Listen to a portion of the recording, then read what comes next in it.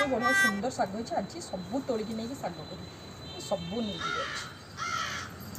ହେଇଲୋ ହେଇ ଡେଙ୍ଗି, କ'ଣ କହିଲୁ ଗେଡ଼ି?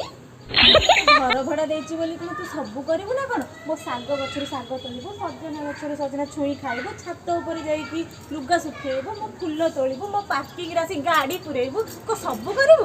ଆରେ କିଛି ନ କଲେ ଆପଣ ତୁ ମନେ ମନେ ଚଲେଇଛୁ। କ'ଣ ହେଲା?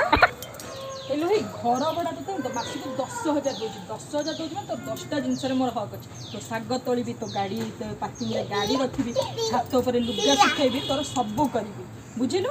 ମୁଁ ତୋତେ ମାସକୁ 10,000 ଦେଉଛି। କ'ଣ ଭାବିଲୁ କି ମୋତେ? କ'ଣ ଘର ମାଲିକ ତୋତେ ଖାତିର ପଡ଼ୁନି? ମୋତେ କ'ଣ ନାଲି ଆଖି ଦେଖିକି କଥାବାର୍ତ୍ତା କରୁଛୁ? ଚିହ୍ନିଛୁ ମୋତେ?